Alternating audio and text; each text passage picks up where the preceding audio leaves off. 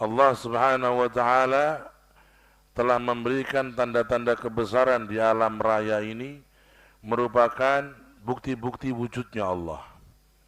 Maka tanda-tanda wujudnya Allah adalah terbagi menjadi dua.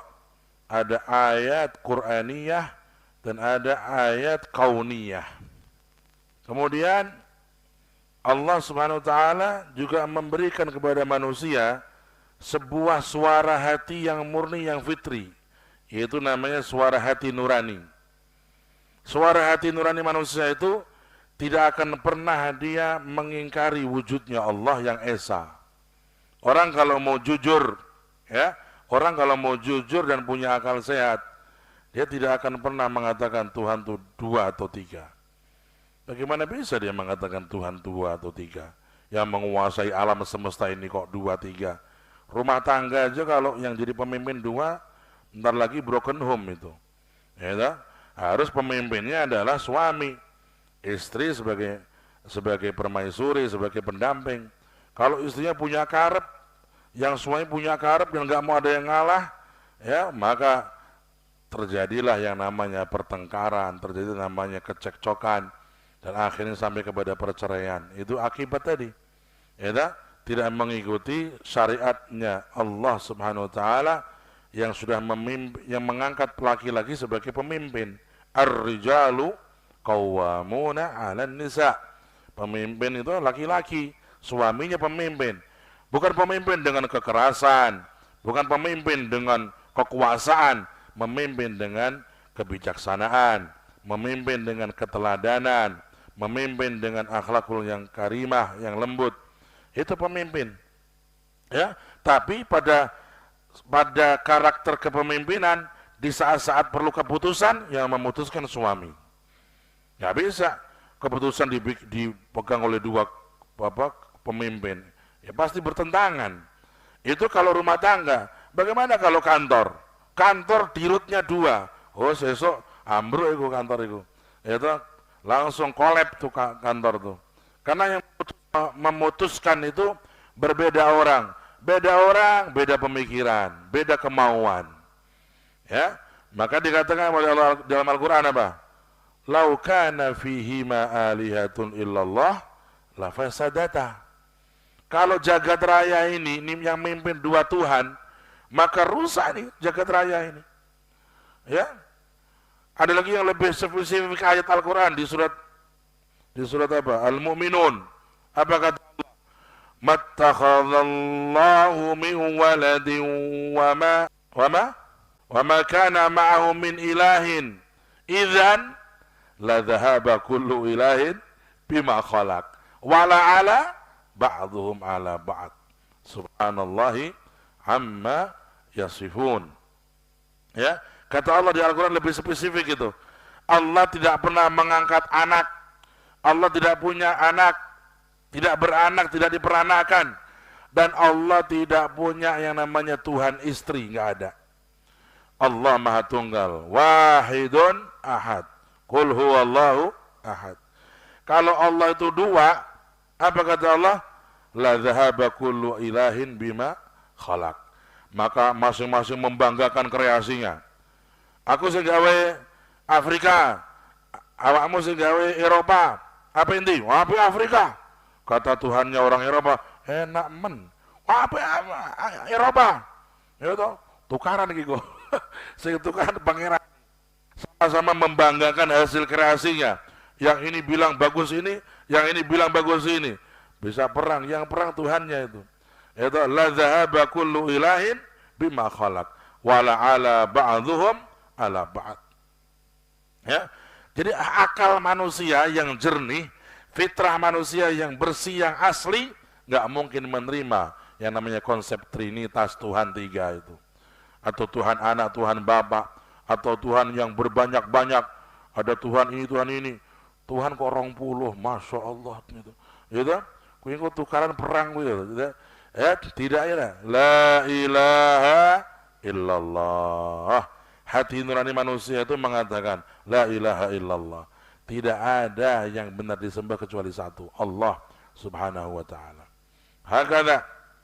Ya, Ini adalah eh, sayangnya Allah kepada manusia. Ketika diciptakan oleh Allah, dia diberi satu hati nurani yang mengatakan jagat ini pasti ada yang menciptakan, ada yang mengatur, ada yang memberikan rizki, memberikan jaminan, ya. Dan hati manusia yang fitri tadi mengatakan tidak mungkin Tuhan itu 2, 3 atau 4 atau lebih, ya, nggak mungkin. Hatinya menolak itu. Apalagi ditambah dengan tanda-tanda kebesaran Allah yang begitu hebat di dalam Al-Quran dan di dalam alam semesta. Kalau Al-Quran namanya ayat-ayat Qur'aniyah. Kalau alam semesta namanya apa? Ayat-ayat kauniyah. Maka kadang-kadang kita merenung, subhanallah, ya, bagaimana kita ngelihat langit, ya Allah, ya, kreasi Allah yang akbar ini, langit ini. Pernah dengar langit retak gitu? Ngobora semrawut dunia lagi. Diberitakan oleh oleh pakar-pakar astronomi telah terjadi retak di langit. Wah, orang bisa takut, ya. Dan ketakutan orang, langit retak luar biasa, ya. Alhamdulillah langit dengan sempurna diciptakan oleh Allah. Enggak pernah kita dengar retak langit itu. Sudah berapa ribu tahun Allah ciptakan langit, wallahu a'lam. Ya, enggak ada retaknya, ya, enggak ada yang namanya sentet atau rusaknya, sempurna. Ya, afalam yanzuru ila samai fawqahum kaifa banainaha wa zayyannaha wa ma laha min furuj. Dan tidak ada pecahnya, tidak ada lubang-lubang. Ya, itu kata Allah dalam Al-Qur'an, wal arda madadnaha wa alqaina fiha rawasiya. Ya, wa alqaina fiha rawasiya. Kami berikan di bumi ini gunung-gunung, ya. Ono gunung Slamet, masya Allah, ya. Ono gunung Tawangmangu, ono gunung Bandungan, gitu. Semua Allah berikan ini sebagai hikmah keseimbangan. Ya, kita makanya kadang-kadang kalau santri pas ada jadwal relah itu jangan disia-siakan. Ya, perlu pas ada jadwal rela di gunung mana atau gunung mana, sempatkan baca Quran tentang ayat-ayat kauniyah. Al-Quran kan banyak tuh ayat-ayat kauniyah itu. Ya, yang panjang-panjang belum bisa pendek-pendek. Ya, Allah menceritakan tentang langit dan bumi dan sebagainya. Itu ada di ayat-ayat yang pendek, ada di ayat-ayat yang panjang. Maka kita baca ayat-ayat Al-Quran supaya kita tuh semakin tambah iman kepada Allah, tambah yakin kepada kekuasaan Allah subhanahu wa ta'ala. Ya, jangan pernah ragu dengan Allah. Jangan pernah kita itu takut selama kita punya Allah. Jangan kita merasa putus asa. Kalau kita sudah punya Allah, segalanya diberesin oleh Allah. Yang penting kita baik sama Allah. Ya, yang penting kita baik sama Allah. Jangan kita ragu sama Allah. Ya, Nabi Musa dikejar oleh Fir'aun, ya, kata Fir'aun, wes mati kau Musa gitu, mati. Dia nggak tahu depan sana itu ada lautan. Nabi Musa membawa Bani Israel berapa coba? 160.000 orang. Kalau 160.000 orang itu pasukan perang masih mending. Menekin rakyat jelata, orang-orang lemah, orang-orang yang sudah ditindas oleh Fir'aun selama sekian puluh tahun, suruh kerja paksa. Diajak hijrah dari Mesir ke Palestina oleh Nabi Musa, diperintah oleh Allah. Hei Musa, ajak tuh Bani Israel keluar dari Mesir. Mereka disiksa oleh Fir'aun, bawa ke Palestina, hijrah, pulang kampung. Emang aslinya orang Bani Israel orang Palestina, orang Masjidil Aqsa sana. Mereka di Mesir itu istilahnya pendatang karena zaman Nabi Yusuf meminta apa? Ayahanda beliau dan juga saudara-saudaranya datang ke mana? Ke mana? Ke Mesir. Mereka menikah di Mesir, punya anak cucu dan sebagainya. Kemudian di sana akhirnya karena mereka juga yang salah sih. Tadinya mereka orang-orang yang mulia di Mesir karena mereka taat, sebagai cucu Nabi mereka orang yang dimuliakan, diagungkan, kelompok-kelompok elit bahasanya itu. Tapi akhirnya terjadi pelanggaran, penyelewengan, banyak yang maksiat, banyak yang melakukan maksiat dan dosa-dosa. Akhirnya mereka dikirim oleh Allah Fir'aun. Fir'aun itu sebenarnya ya emang dia orang manusia buruk, manusia super setan itu, ya toh? Tapi dia itu memang cara Allah untuk menghukum Bani Israel. Bani Israel dikerjakan paksa oleh Fir'aun, ditindas oleh Fir'aun, dizalimi oleh Fir'aun. Ya, datanglah Nabi Musa alaihissalam mengajak mereka untuk tobat, mengajak mereka untuk masuk Islam lagi, menyembah Allah lagi, sampai akhirnya diselamatkan oleh Allah dengan disuruh hijrah ke Palestina, dibawa oleh Nabi Musa. Ketika itu Fir'aun mengejar dengan pasukannya, super power, full, ya, senjata lengkap, pasukannya lebih banyak. Ini yang ikut Nabi Musa ini sudah mbah-mbah umur sudah 5 tahun, melakukan itu alon-alon kajian Nabi Musa, gulung gloyori ini gile, waduh, ya tak? Yang ikut Nabi Musa itu sepuh-sepuh, sudah banyak tua renta, yang muda-muda sedikit, nggak sebanyak yang sepuh-sepuh. Ya, ketika mereka benar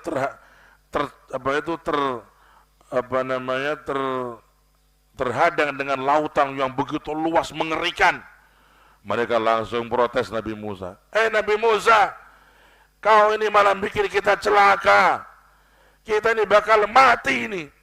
Belakang Fir'aun sudah siap dengan senjatanya lengkap, depan lautan. Coba kita mendingan kamu nggak ngajak kami ke sini, mendingan kita kerja dipaksa sama Fir'aun, nggak apa-apa deh. Kita dijajak Fir'aun nggak apa-apa deh, daripada kita harus begini. Oh, memang orang kalau nggak punya keberanian itu memang ya wataknya watak pecundang gitu. Orang kalau mau merdeka harus berani. Ya, zaman dulu waktu zaman Indonesia belum merdeka, ketika bangkit tokoh-tokoh kemerdekaan seperti Jenderal Sudirman, tokoh-tokoh seperti Pangeran Diponegoro, itu ada orang-orang yang berkata sinis itu, wis ra salah, pakai gerakan-gerakan pemberontakan melawan Belanda, melawan penjajah, kita begini-gini nggak apa-apa. Ono sih ono rekamane, itu baca itu sejarah-sejarah itu. Ada orang yang dulu sinis dengan perjuangan tokoh-tokoh kemerdekaan itu. Ya, jadi setiap perjuangan pasti menghadapi hal begitu. Ya, orang yang membawa kebaikan pasti akan dibully oleh kelompok-kelompok yang tidak senang kebaikan. Setan kan belum pensiun, gitu. Gitu. Iblis belum apa? Belum resign, ya. Jadi begitu. Kalau kalian didakwa, mengajak orang kepada kebaikan, mengajak orang untuk berubah, pasti kamu akan ada yang menantang, ada yang nggak suka, ada yang mungkin dari belakang dia ingin menggembosi kamu, itu udah biasa, udah hukumnya begitu. Tapi kalau kamu pegang teguh sama Allah, mereka tidak akan bisa mengalahkan kamu. Nabi Musa ketika dipepet oleh Bani Israel disalah-salahin, ya, hei Musa, sekarang ini gini gimana nih, kita udah kepepet begini, maju mundur kena, kalau maju mati dengan lautan. Siapa yang bisa berenang sepanjang dan seluas lautan ini? Apalagi sudah sepuh-sepuh gini, itu jegur orang meter langsung lep gitu. Kalau kita mundur, Fir'aun sudah siap dengan pedangnya, dengan senjata-senjata yang mengerikan. Gimana Nabi Musa apa kehilangan hati, kehilangan pegangan lah. Apa katanya? Kalla inna ma'iyya rabbi sayahdin. Oh, tidak begitu, ya. Allah tidak akan diam, Allah tidak akan meninggalkan aku.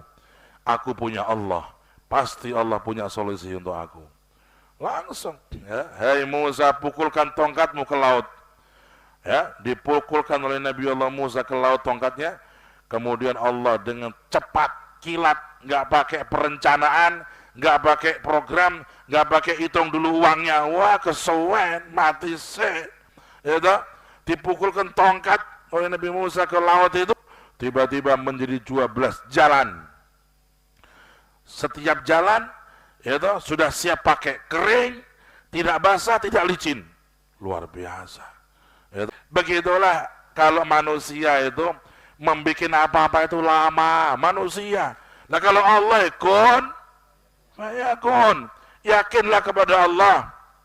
Ya, begitu. Nabi Musa pukulkan tongkatnya, langsung jadi jalan 12. Itu Bani Israel langsung, wah enak ya ngene iki ya. Waduh, ajib iki. Ya, iya ya Nabi Musa ki hebat, top iki top gitu. Langsung berlaku sampai melewati lautan yang begitu luas. Ya. Ketika Fir'aun di tengah-tengah laut mengejar mereka, ya, Allah kembalikan laut menjadi semula dan mereka habis hancur ditelan oleh lautan dan ombak yang dahsyat sampai Fir'aunnya pun mati bongko modar gitu, santai-santai gitu. Begitu. Ya, kalau sudah kekuatan Allah kita yakini, maka kita tuh tenang. Gak ada yang namanya kita putus asa, yakinlah kepada Allah. Ya, manusia bikin kapal yang paling besar berapa tahun itu? Katanya kapal Titanic itu katanya yang membuat sampai 2000 orang pekerjanya itu. 2000 menungso sing gawe. Dan memerlukan perancang yang begitu hebat. Sekian orang yang memikirkan nggawenya berapa lama itu. Ya, hanya tersentuh dengan batu karang di salah satu lautan itu sudah tenggelam habis. Pernah dengar nggak kapal Nabi Nuh?